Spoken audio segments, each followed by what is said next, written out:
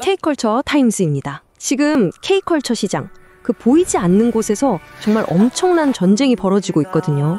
바로 한 명의 아티스트가 그냥 거대한 기업 그 자체가 되는 1인 아티스트 브랜드 전쟁 말입니다. 오늘 우리는 K-팝 아티스트를 단순히 가수가 아니라 하나의 움직이는 브랜드 제국으로 보고 완전히 새롭게 파헤쳐보려고 합니다. 자, 그럼 바로 이 질문부터 던져볼게요. 딱 5년 뒤, 과연 누가 패션, 뷰티, 럭셔리 시장을 지배하게 될까요? 그 정답은요, 바로 이 1인 아티스트 IP 전쟁에서 이기는 사람한테 있습니다. 여기서 IP는 다들 아시겠지만 지적 재산권을 말하는 거죠. 시작하기 전에 K컬처 타임즈 채널 구독, 알람 설정, 좋아요 꼭 부탁드립니다. 여러분 채널 성장을 도와주세요. 자, 그럼 오늘 이야기 시작해볼까요? 오늘 저희가 집중해서 볼 인물은 딱 3명입니다. 바로 지드래곤, 장원영, 그리고 방탄소년단의 지민. 이 세 사람은 그냥 인기 스타가 아니에요. 앞으로 브랜드 전쟁이 어떻게 흘러갈지 그 판도를 결정할 3가지 핵심 전략의 원형, 그러니까 아키타입을 상징하는 인물들입니다. 이 셋만 제대로 이해하면 미래 시장이 어떻게 돌아갈지 보인다는 거죠. 아니 근데 왜 하필 이 사람일까? 궁금하시죠?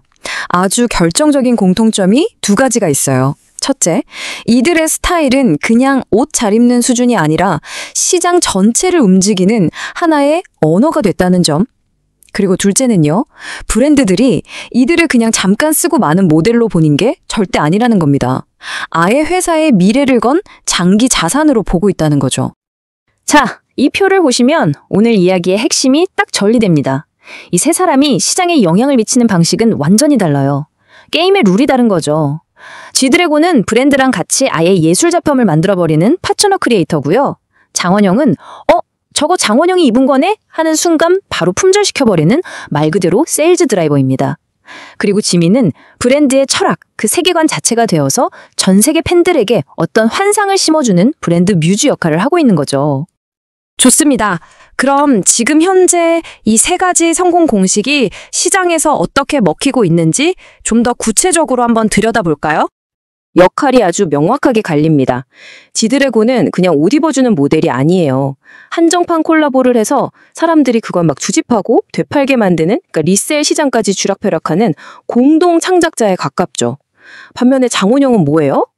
저 립스틱 뭐예요? 이 한마디면 바로 검색어 1위 찍고 매출이 수직 상승하잖아요. 지민은 또 다릅니다. 혼자서 만들어내는 미디어 가치만 수백억 원대예요. 브랜드가 전달하고 싶은 그 느낌, 그 세계관 자체가 되어버리는 거죠. 자, 지금까지는 현재의 판세였어요. 근데 진짜 중요한 이야기는 지금부터입니다. 앞으로 5년 이 게임의 룰이 완전히 바뀔 거거든요. 플랫폼과 수익 모델이 어떻게 진화할지 한번 예측해 보겠습니다.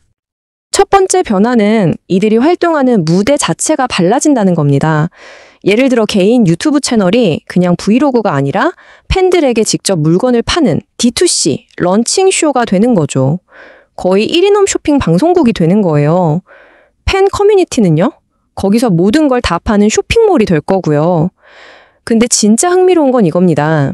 실제 아티스트는 정말 중요한 VVIP 행사에만 딱 나타나고 24시간 팬들과 소통하고 디지털 활동하는 건 AI 아바타가 대신하는 거죠.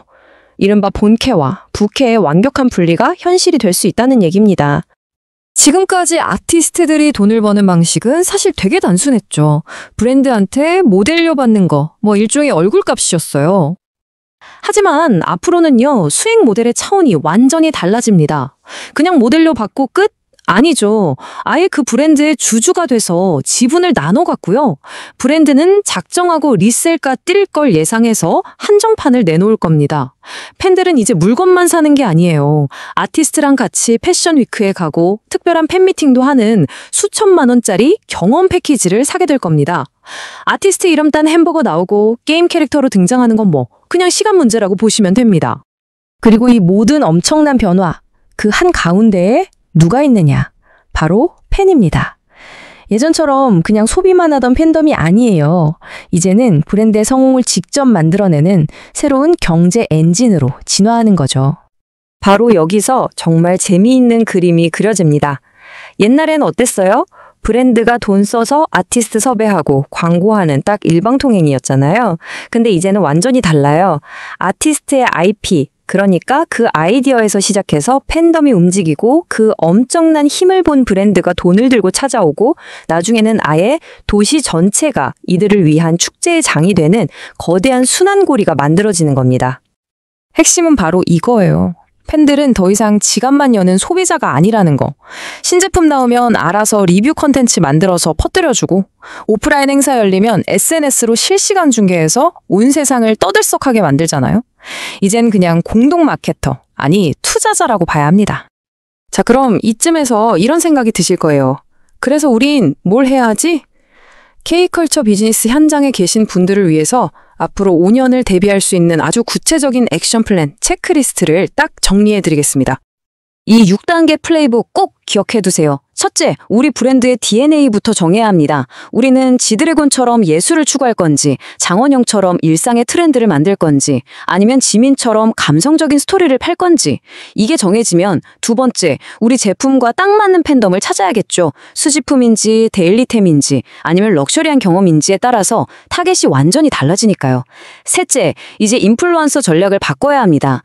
여러 명한테 찔끔찔끔 돈 쓰지 마시고 한 명의 확실한 파트너와 길게 깊게 가세요. 넷째, 온라인 캠페인은 무조건 오프라인 경험과 연결해야 합니다. 팬들이 직접 와서 만지고 느끼고 사진 찍게 만들어야 해요. 다섯째, 철저하게 데이터를 추적하세요. 검색량, 해시태그, 매출, 방문객 수, 이 모든 숫자들이 다음 파트너를 찾아줄 보물지도입니다. 마지막 여섯째, 이 게임은 이미 글로벌 전장입니다. 해외 팬들을 타겟으로 한 작은 파일럿 프로젝트라도 지금 바로 시작하셔야 합니다. 결론은 이겁니다. 지드래곤, 장원영, 그리고 지민. 이들로 대표되는 1인 아티스트 IP가 바로 지금 이 순간에도 패션과 뷰티 시장의 모든 규칙을 다시 쓰고 있다는 사실입니다. 그리고 바로 이 거대한 변화의 물결이 앞으로 5년 동안 K컬처 산업의 지도를 완전히 바꿔놓을 가장 강력한 엔진이 될 겁니다. 자, 그렇다면 여러분이 생각하는 다음 5년의 왕자를 차지할 인물은 누구인가요? 댓글로 여러분의 날카로운 의견을 남겨주세요. 저희 K컬처 타임즈는 앞으로도 이 변화의 가장 앞에서 가장 깊이 있는 분석으로 여러분을 찾아뵙겠습니다.